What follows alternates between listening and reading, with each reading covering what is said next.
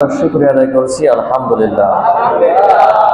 শুকরিয়া আদায় বেশি বেশি করে করতে হবে। এই জন্য বাংলাদেশ আজকে 24 সালে এসে স্বাধীন হয়ে গেছে কিনা বলেন? আমরা এতদিন বই পুস্তকে পড়েছি যে 1971 সালে বাংলাদেশ স্বাধীন হয়েছে, কিন্তু আসলে 71 সালে কি বাংলাদেশ স্বাধীন হয়েছিল? বুঝতে হবে 1971 সালে বাংলাদেশ পাকিস্তান থেকে স্বাধীন হয়েছিল, কিন্তু ভারত থেকে স্বাধীন হয়। বুঝতে হবে বিষয়, রাজনৈতিক কোনো কথা আলোচনা না, এটা সমসাময়িক কথা এবং আমাদের মূল ইতিহাস জানতে হবে। কারণ আজকের ইতিহাস পরিপূর্ণ বিকৃত হয়ে গেছে। আমরা তো লেখাপড়া যা করি আমরা জানি সম্পূর্ণ ইতিহাস বিকৃত হয়ে গেছে। ইতিহাস এখন সব ইতিহাস এক জায়গায় এনে একজনের পিছনে লাগিয়ে দেওয়া হয়েছে। তার মানে একজনই বাংলাদেশ স্বাধীন করেছে, তার অবদান ছাড়া বাংলাদেশে কিছুই নেই। সে সৃষ্টি না হলে বাংলাদেশ সৃষ্টি হতো না। নাউজুবিল্লাহ। যারা এতদিন বলেছে যে সে সৃষ্টি না হলে বাংলাদেশ সৃষ্টি হতো না, বলেন ওদের ঈমান আছে? ডাইরেক্ট শিরিক, ওটা মুশরিক হয়ে গেছে। ও এখন মৃত্যুবরণ করলে ও মুশরিক হয়ে মৃত্যুবরণ করবে, ওর বিন্দু মাত্র ঈমান। আজকে রাষ্ট্রীয়ভাবে বারবার একই কথা বলা হয়, একই কথা বলা হতো, সেটা কি? সে সৃষ্টি না হলে বাংলাদেশ সৃষ্টি হতো না। নাউজুবিল্লাহ বলেন। এই বাংলাদেশ সৃষ্টি করার মালিক কে বলেন তো? বাংলাদেশে বসবাস করছে কারা? আল্লাহর বান্দারা না? তাহলে এই বাংলাদেশে যদি আল্লাহর বান্দা থেকে থাকে, এই বাংলাদেশে কি জাতির পিতা ইব্রাহিম ছাড়া আর কেউ হতে পারে বলেন?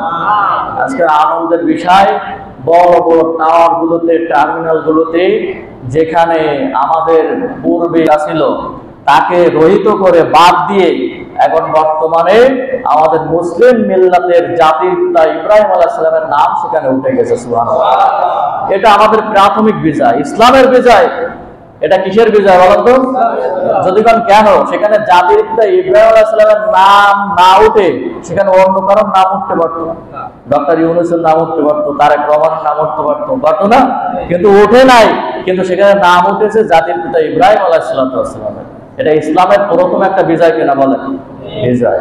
এই জন্য আমাদের সচেতন থাকতে হবে। তাম বাংলাদেশের প্রত্যেকটা ইউনিয়ন থেকে এরকম ঘোষণা আসবে ইনশাআল্লাহ। আমরা নিউজ পেয়েছি এরকম ঘোষণা আসবে, যেখানে যেভাবেই এই যে বাংলাদেশ জাতির পিতা থাকবে, সেখানে যে মূর্তিগুলো আছে, যে পিকচারগুলো আছে, যে ছবিগুলো আছে, সব ধ্বংস করতে হবে, করে আগুনে পুড়িয়ে শ্মশান বানিয়ে ফেলতে হবে। কথা বলেন ঠিক কিনা? কারণ এটা মুসলিম কান্ট্রি। এটা কি কান্ট্রি বলেন তো? এখানে 96% মুসলমান বাস করে। এই বাংলাদেশে প্রত্যেকটা গলিতে গলিতে মানে মোড়ে মোড়ে কেন মানুষের মূর্তি থাকবে বলেন? মানুষের মূর্তি বানানো জায়েজ আছে বলেন তো? এই মূর্তির বিপক্ষে আন্দোলন করতে যে 22 জন আমাদের ছাত্র ভাই জীবন দিয়েছে। কতজন মনে আছে আপনাদের? কয়েক বছর আগে মামুনুল হক সাহেবের গ্রেফতার করেছিল কি এই মূর্তির কারণে না?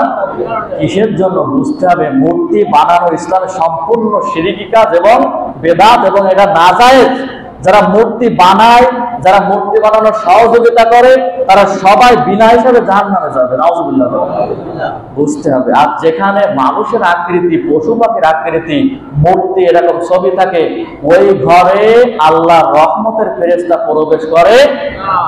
রহমতের ফেরেশতা বলেছি, কিন্তু আজরাইল তো রহমতের ফেরেশতা না, ফেরেশতা বলেন। এরপরে যে সমস্ত ফেরেশতারা গজব নিয়ে আসে তারা তো রহমতের ফেরেশতা না। বাংলাদেশের উপরে গত 17 বছর কোনো রহমত বর্ষণই হয়নি। এই জন্য দেখেন এক এক সময় এক এক বড় ধরনের গজব এসেছে। কথা বলেন ঠিক কিনা? কিসের জন্য জানেন? মোড়ে মোড়ে মূর্তি স্থাপন হয়েছে। রহমতের ফেরেশতা তো আসতে পারতেছে না, তাহলে আপনার রহমতটা কে নিয়ে আসবে বলেন?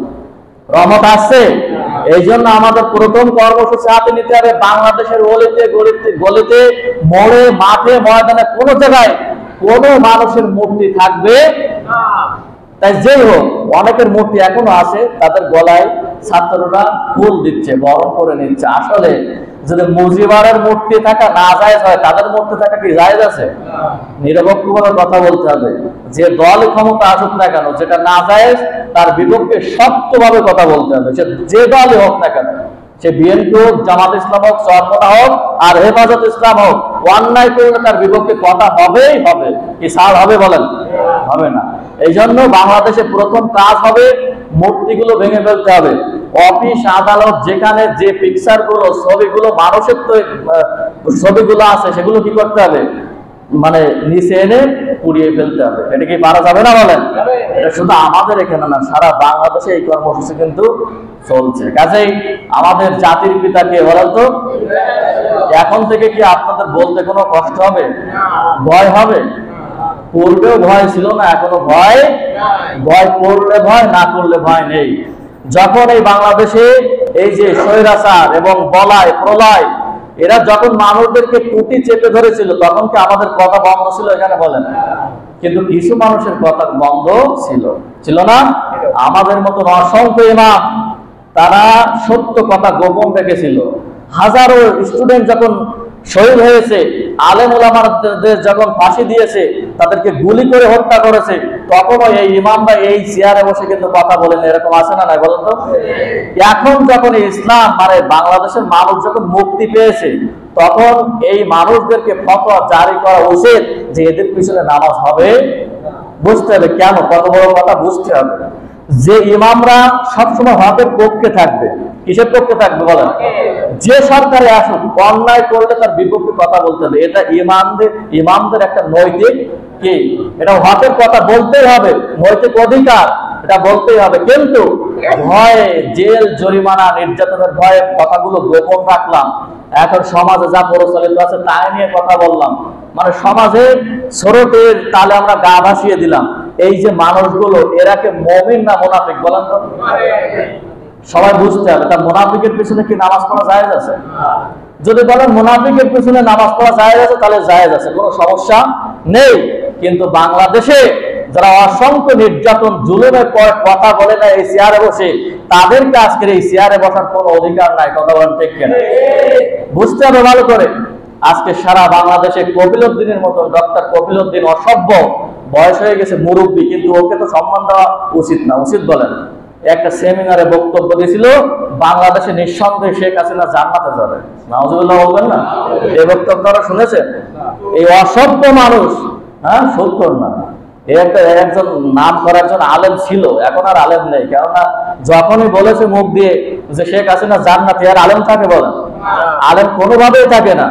এই ব্যক্তিটা বাংলাদেশের 4 জন আলেমের ভিতরে একজন ছিল, এই ডক্টর কপিলউদ্দিন। আপনারা তার না দেখলে বুঝতে পারবেন না। সে ফতোয়া বিভাগের, এর আগে ফতোয়া বিভাগের একজন সদস্য ছিল, এত বড় আলেম। কিন্তু বাংলাদেশে যে ফতোয়া বিভাগ থাকে না, এই ফতোয়া বোর্ডের একজন বড় সদস্য ছিল। কিন্তু যেদিন বলেছে শেখ হাসিনা জান্নাতে নিঃসন্দেহে, সেই দিন থেকে ও সব আলেম কিন্তু ছুটে গেছে, কারণ ও মুনাফিক হিসাবে বিবেচিত হয়েছে। এই কপিলউদ্দিনের মতো অসংখ্য আলেম কিন্তু আজকে আনাচে কানাচে ঘুরে বেড়াচ্ছে। তারা ওই সময় জুলুম নির্যাতনের ভয়ে ওদের পক্ষে কথা বলেছে। আজকে ওরা এই চেয়ারে বসার কি যোগ্যতা রাখে বলেন আপনারা? কখনো রাখে? আর ওদের পিছনে কোনোভাবে নামাজ হবে না। আল্লাহ বলছে যারা সত্যকে গোপন রাখে তারা মুমিন না। তা যে ব্যক্তি মুমিন না, তার পিছনে নামাজ হয় কি করে বলেন? নামাজ হয় না। আমি একটা সেমিনারে গেছিলাম, সেখানে বক্তা সিলেক্ট করার জন্য সবাই বলা হলো। এখন এক একজনের নাম বলতেছে। আমার পালা যখন আসলো, আমি বললাম তাদেরকে, দেখেন যে বাংলাদেশে আজকে যে মানে সমস্যা চলছে, নির্মম জুলুম নির্যাতন চলছে, বিশেষ করে আলেম ওলামাদের উপর, তাদের উপরে, এটা গত বছরের কথা বলা হচ্ছে, বিশেষ করে আলেম ওলামাদের উপরে এই নিরীহ মানুষগুলো তাদেরকে গুম করে আয়না করে নিয়ে যাচ্ছে। কাজে এমন একজন বক্তা সিলেক্ট করেন যে এই সমসাময়িক এই জুলুম নির্যাতনের বিপক্ষে, হকের পক্ষে কথা বলতে পারে। আমাকে সঙ্গে সঙ্গে বললো যে আপনি থামেন, আপনার কথা বলতে হবে না। আর একজন বললো যে এই রাজনীতি কোনো বক্তা এখানে চলবে না। তা যে সমস্ত মানুষগুলো আমাদেরকে এই হকের কথা থামালো, তারা কি এই ইমামতি করার যোগ্যতা রাখে বলেন তো আপনারা? সেখান থেকে আমি এই সমস্ত সেমিনারে যাওয়া অনেকটাই বন্ধ করে দিয়েছি। কেননা আমি দেখলাম যে ভালোর ভিতরে অসংখ্য, প্রত্যেকটা ডালে ডালে ভুতুম কাঁচা কিন্তু বসে গেছে। কি বসে গেছে?